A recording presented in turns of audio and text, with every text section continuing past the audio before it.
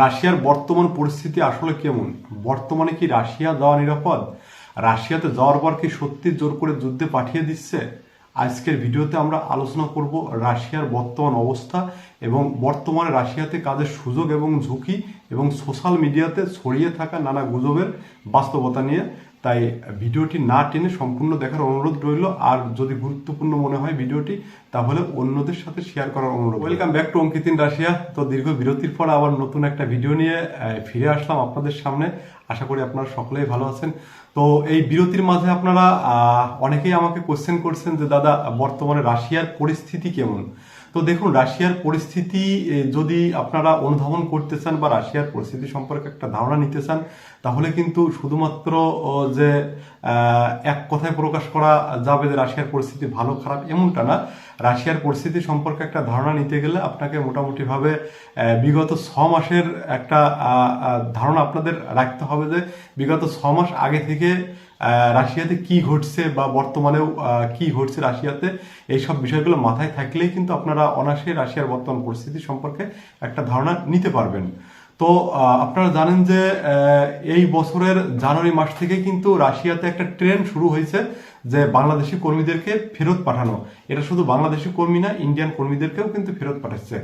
তো সেদিক থেকে বলতে গেলে বাংলাদেশি কর্মী কিন্তু রাশিয়া থেকে বেশি ব্যাক আসছে। আমাদের বাংলাদেশ থেকে যে কোম্পানিগুলোতে সব থেকে বেশি কর্মী গিয়েছিল তাদের ভিতর বলতে গেলে প্রথমেই থাকে সিনোভাক কোম্পানি, এলএলসি ইউনিস কোম্পানি, আলাবোগা কোম্পানি। এছাড়া অনেক ছোট ছোট কোম্পানি আছে যেগুলোতেও বাংলাদেশ থেকে কর্মী গিয়েছে এবং গিয়েছিল। তো এই Sinovac company, Alabuga company, LLC Unix company, এদের কিন্তু 90% কর্মী রাশিয়া থেকে বাংলাদেশে ব্যাক পাঠিয়ে দিয়েছে।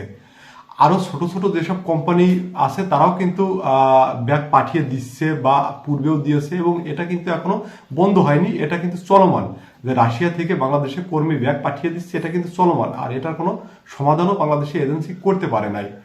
এর ভিতর অনেকগুলো এজেন্সিও জড়িত আছে, বাংলাদেশের সুনামধন্য এজেন্সি, তারা কিন্তু এইসব কর্মকাণ্ডের ভিতর জড়িত আছে এবং তারাও সমাধানের চেষ্টা যে করে নাই সেটা না, তারাও সমাধানের চেষ্টা করার পরেও তারা সমাধান করতে পারে নাই। তো এটা হচ্ছে রাশিয়ার একটা একটা পরিস্থিতি। তবে এটাই যে সামগ্রিক পরিস্থিতি সেটা না। তো দ্বিতীয় হচ্ছে রাশিয়াতে বর্তমানে যাওয়া কি নিরাপদ হবে? দেখুন, আমরা একটা নিরাপদ কর্মসংস্থান বলতে আপনি যেখানে কাজ করবেন সেখানকার পরিবেশ যদি ভালো হয় এবং আপনার বেতন যেটা বলেছিল বাংলাদেশ থেকে সেই বেতনটা এবং সুযোগ সুবিধা যদি ঠিকঠাক থাকে রাশিয়াতে যাওয়ার পর, তাহলেই আমার মনে হয় যেন যে আপনার কাজের যে পরিবেশ সেটা নিরাপদ। মানে সেটা এক কথায় নিরাপদ বলা যায় যে বাংলাদেশের এজেন্সিগুলো যেটা বলে আপনাকে পাঠিয়েছে এবং রাশিয়াতে যাওয়ার পর যদি ঠিকঠাক হয় তাহলেই বলা যায় যে হ্যাঁ, রাশিয়া আপনার জন্য নিরাপদ। কিন্তু বাংলাদেশি এজেন্সি আপনাকে যে সুযোগ সুবিধার কথা বলে রাশিয়াতে পাঠাচ্ছে, রাশিয়াতে যাওয়ার পর কিন্তু আপনি সেই সব সুযোগ সুবিধা, বেতন কোনো কিছু ঠিকঠাক মতো পাচ্ছেন না। তাহলে এখানে আপনাকে বুঝে নিতে হবে যে রাশিয়া আপনার জন্য নিরাপদ হবে কি নিরাপদ হবে না। আরেকটা কোশ্চেন আপনারা আমাকে করেন যে দাদা, রাশিয়াতে যাওয়ার পর কি সত্যি জোর করে যুদ্ধে পাঠিয়ে দিচ্ছে? আমরা তো সোশ্যাল মিডিয়াতে বিভিন্ন নিউজ দেখি বা বিভিন্ন ভিডিও দেখি, তো এগুলো কি গুজব না এগুলো সত্যি? তো এই ব্যাপারে আমি স্পষ্ট ধারণা আপনাদেরকে দিচ্ছি, আপনারা একটু মনোযোগ দিয়ে শুনবেন। দেখুন, রাশিয়াতে যুদ্ধে যাচ্ছে বা যুদ্ধে বাংলাদেশি যুবক রাশিয়ান যুদ্ধে, এটা কিন্তু আজকের ব্যাপার না। এটা সেই 2024-25 সাল থেকে কিন্তু শুরু হয়েছে যে বাংলাদেশি ছেলেরা রাশিয়ার যুদ্ধে যোগ দিচ্ছে এবং অনেকে কিন্তু ইতিমধ্যে গিয়েছে রাশিয়ান যুদ্ধে যোগ দিয়ে। আপনারা বিভিন্ন সোশ্যাল মিডিয়া বা বিভিন্ন নিউজ চ্যানেলগুলোতে আপনারা দেখেছেন। তো এর ভিতর সত্যতা কতটুকু যে জোর করে কি যুদ্ধে পাঠিয়ে দিচ্ছে কিনা?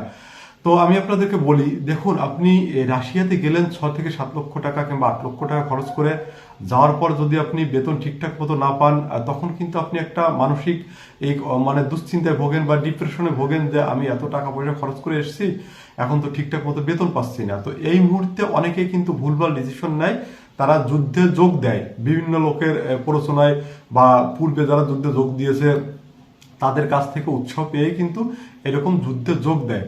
তো এখানে হয়তো কেউ স্বেচ্ছায় যোগ দিচ্ছে, আবার কেউ হচ্ছে মানে মানসিক দুশ্চিন্তা থেকে বা আর দেওয়ালে পিঠ ঠেকে গেছে, পিছনে ফেরার কোনো অপশন নাই, তারা যুদ্ধে যোগ দিচ্ছে। এটা হচ্ছে দুই ক্যাটাগরিতে মানুষ যুদ্ধে যোগ দিচ্ছে। আরেকটা হচ্ছে আপনারা রিসেন্ট একটা নিউজ দেখছেন, বাংলাদেশ RS ইন্টারন্যাশনাল 30 জন লোককে রাশিয়াতে পাঠিয়েছিল, তাদেরকে কিন্তু ডিরেক্ট যাওয়ার পর রাশিয়ান সেনাবাহিনীতে যোগদানের যে চুক্তিপত্র, সেই চুক্তিপত্রে সিগনেচার করিয়েছে। এটা কিন্তু আপনারা বিভিন্ন সোশ্যাল মিডিয়া নিউজে দেখছেন। এটা কোনো রকম কোনো গুজব না, এটা 100% সত্যি। কারণ যারা গিয়েছে তাদের ভিতর থেকে 3 জনের ফ্যামিলি আমার সাথে ইতিমধ্যে যোগাযোগ করছে, দাদা আমাদের রিলেটিভ কিংবা আমাদের ভাই গিয়ে ফেসে গেছে বা ওদেরকে রাশিয়ার যুদ্ধের যে চুক্তিপত্র, সেই চুক্তিপত্রে সই করিয়েছে। তো এরকম পরিস্থিতিতে আমরা কি করতে পারি বা কাদের সহযোগিতা নিতে পারি? তো এটা কিন্তু একদম বাস্তব ঘটনা। জোর করে যুদ্ধে পাঠাচ্ছে, যে পাঠাচ্ছে না এটা না, জোর করে যুদ্ধে পাঠাচ্ছে। এর সাথে বাংলাদেশের কিছু অসাধু এজেন্সি জড়িত আছে। বাংলাদেশের প্রত্যেকটা সেক্টরই হচ্ছে দুর্নীতিযুক্ত, দুর্নীতিমুক্ত না কিন্তু দুর্নীতিযুক্ত। এবং তারা মস্কোতে যে বাংলাদেশি দূতাবাস আছে, রাশিয়ান যারা রাশিয়াতে আছে বাংলাদেশি, তাদের কোনো রকম সহযোগিতা করে না। যদি কোনো বিপদেও পড়ে তারা এজেন্সির কাছ থেকে টাকা খেয়ে বসে থাকে।